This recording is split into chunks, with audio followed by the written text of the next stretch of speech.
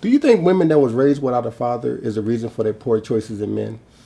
That's a really good question. I think there are a lot of different reasons that women make poor choices in men, and obviously not having a father in the home when a young lady grows up is going to contribute. Right. But it's also very, very important to remember that sometimes parents are so dysfunctional and they're so argumentative and they're so destructive that sometimes it is better for the kids if they separate.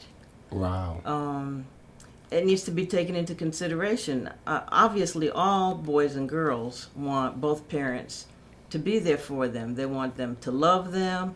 They want to get disciplined. They want to learn the right way. But if a parent is being abusive and a parent is just really being a negative influence on a child or the family as a whole, I think that young ladies and young boys, they need to get to a point in their life where they can accept responsibility for who they are. Right. And that begins with loving themselves, obviously. If somebody's repeatedly making poor choices in relationships, I think it's time for that person to tap the brakes. Do you think women that was raised without a father is one of the reasons for their poor choices in men? Absolutely. Explain. I believe that. Personally, my father passed away when I was 12 years old.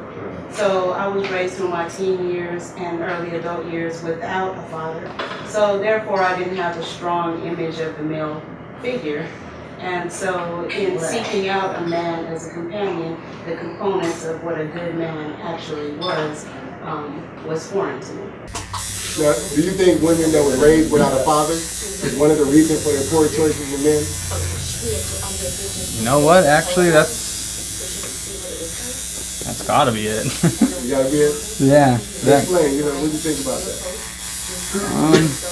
Well, you know that saying that she's got to have daddy issues? Yeah. Yeah, that's a saying, all right. We had this chat online with our viewers and our co-hosts, and I think honestly women are choosing the wrong men today, and I think it's because they don't have great role models, maybe great father figures or someone to look up to. And so I think that has a lot to do with self-esteem. I think if a woman isn't thinking of herself highly, she's going to find the wrong man who's going to verbally abuse her. So if a woman is raised without a father figure, or just a positive male figure in her life in general, I think that definitely plays a part into her rationale or the way she compartmentalizes, males or what have you. So I do think that plays a part.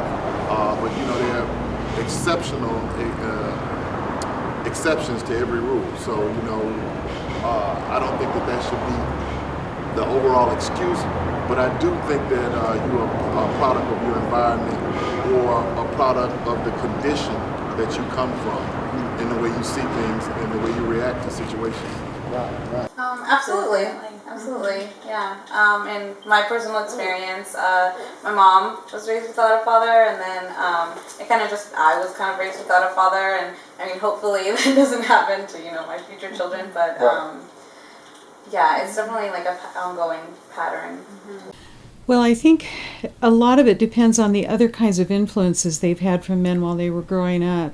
Right. But if they haven't had positive experiences with men, then they can grow up being very leery of men, maybe afraid of men, or swinging all the way to the other side to where they would be overly promiscuous or trying to seek attention and